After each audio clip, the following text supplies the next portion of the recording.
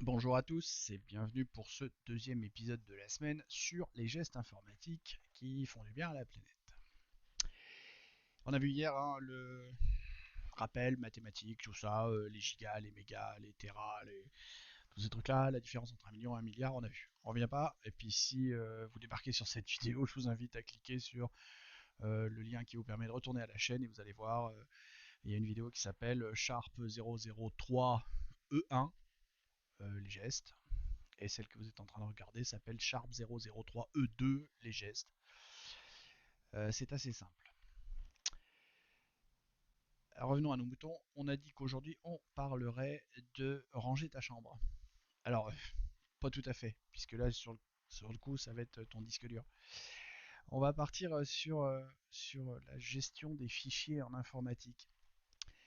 Euh, sur le principe justement de ranger sa chambre ou une maison. Voilà, dans une maison, on range les choses, on fait en sorte de ne pas en avoir en double, en triple, en quadruple pour rien. Et si on voulait vraiment aller faire bien bien, il y a quelques initiatives qui ont été prises sur Internet. Pour l'instant, à une toute petite échelle, on aurait une perceuse qu'on se prête entre voisins par, tu vois, sur tout un palier d'immeubles ou sur une espèce de quartier, de groupe de maisons. Parce qu'en fait, moi, je connais personne qui, chez lui, utilise une perceuse toute la journée, tous les jours, tout le temps. Donc, ça veut dire que ta perceuse, tu la sors quoi? 2 fois par an? 3 fois par an? Allez, t'es un gros bricoleur, tu la sors 3 fois par mois. Mais même 3 fois par mois pendant 10 minutes. T'as acheté une perceuse qui te sert 30 minutes par mois. En moyenne, 1 minute par jour. Mais du coup, ton voisin, il en a acheté une aussi, puis ton autre voisin aussi. Du coup, vous avez 3 perceuses qui servent jamais. Voilà le principe. D'accord?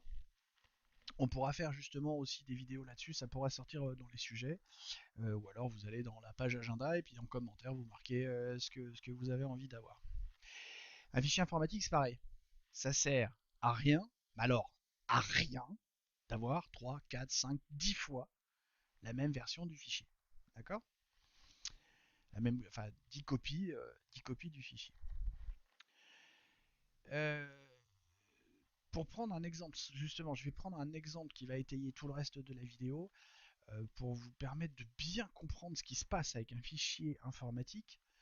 Et je vais prendre un exemple tout bête qui risque de défrayer la chronique, parce qu'il y a un moment je vais être un peu condescendant malgré moi, parce que moi j'ai toujours dit non, je dirais pas qu'il est cute le bébé. Pour ceux qui ont la référence, tant mieux pour vous, j'ai bien rigolé. Pour les autres, cherchez. Google est votre ami. Euh, on va prendre la photo d'un nouveau-né. Tout le monde veut voir un nouveau-né. Tout le monde. Puis le plus tôt possible. Hein. Limite, si on pouvait le voir juste à la sortie du four, alors là, les gens ils seraient heureux. Hein. C'est le buzz partout. Oula, il y a un enfant qui arrive. Comme si c'était pas un truc que les femmes font depuis déjà des milliers, des milliers, des milliers d'années. Là, il y a un engouement autour du bébé, surtout avec l'avènement des nouvelles technologies. Hein. Euh, depuis quoi les premiers smartphones, je sais même plus, 95, 2000, dans ces eaux-là. Hein. Là, tout le monde veut voir. Tout le monde veut la photo tout de suite. Hein. Il pense pas à laisser la mère tranquille, parce que quand même, elle vient d'accoucher. Je veux dire, mon fils moi est arrivé par césarienne. C'est pas la même chose. Hein.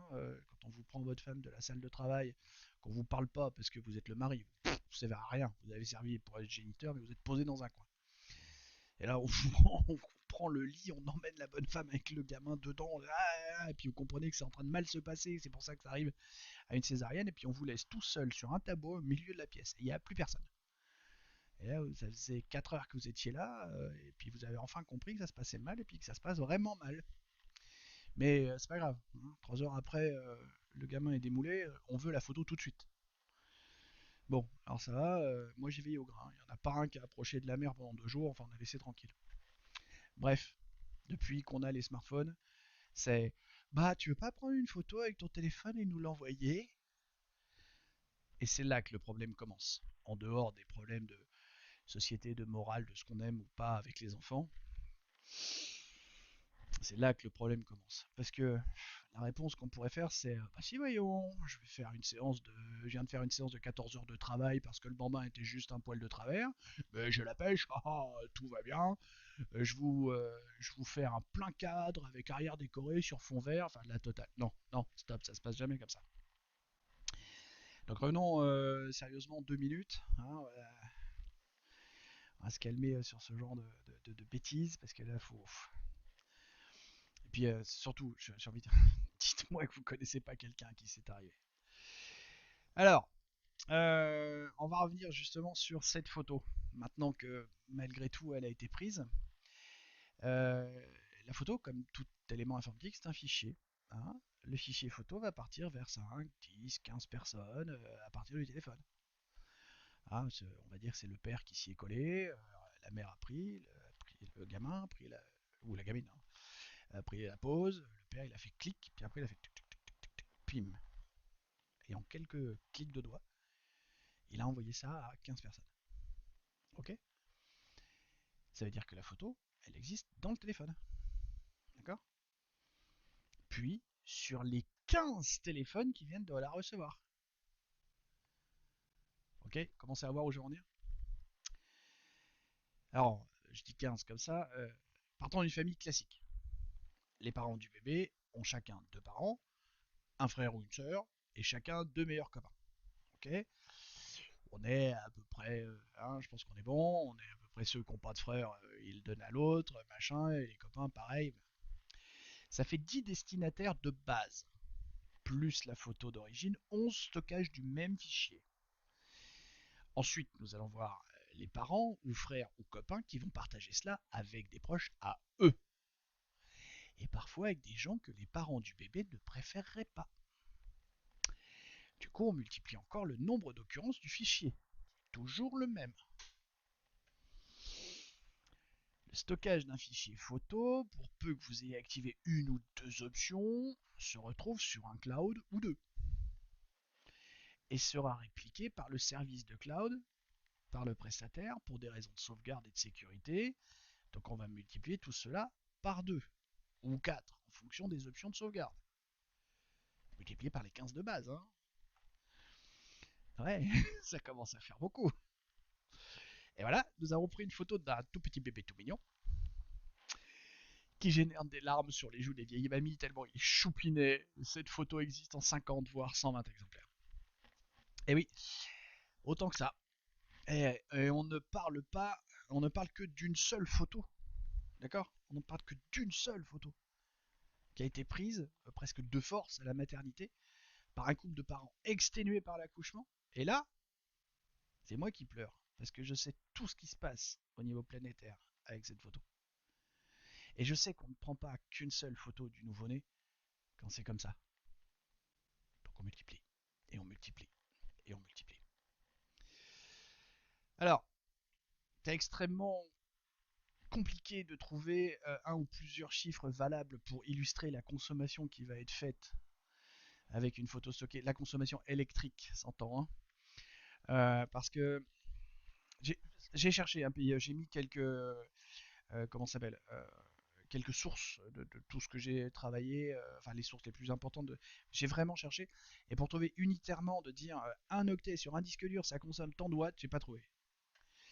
En fait, c'est toujours euh, c'est toujours des comparaisons entre eux-mêmes sur des masses, sur des ordres de grandeur qui se rapprochent. C'est toujours des choses comme ça. Vous allez voir si vous allez faire un tour sur les liens que j'ai mis en source.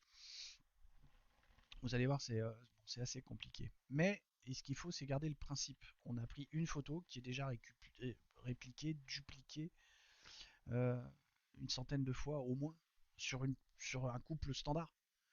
Alors vous imaginez les familles nombreuses. Alors bon, et puis de l'autre côté, ça compense avec ceux qui ont pratiquement pas de famille, mais ou pas d'amis. Mais voilà, je veux dire, et on est sur une chose standard, classique, de base. J'ai pris l'exemple du nouveau-né parce que ça parle à tout le monde, mais c'est valable pour les vacances à Bali, c'est vacances le saucisson dans le Tarn, c'est valable pour tout ça. C'est ah là là. Ce qu'il faut bien comprendre, c'est vraiment le principe. La photo qui est répliquée, qui part d'un geste tout bête. Ah, j'ai vu ça, tiens, clique. Et j'envoie à 15 de mes copains. Alors, la première chose à faire si on veut être vertueux, c'est de mettre en place un ou plusieurs clouds. Euh, Surtout qu'il y en a des gratuits. Ensuite, il faut apprendre à s'en servir. Je veux dire, Il faut savoir s'en servir pour les charger, pour faire les partages avec les copains, avec la famille, avec les choses comme ça.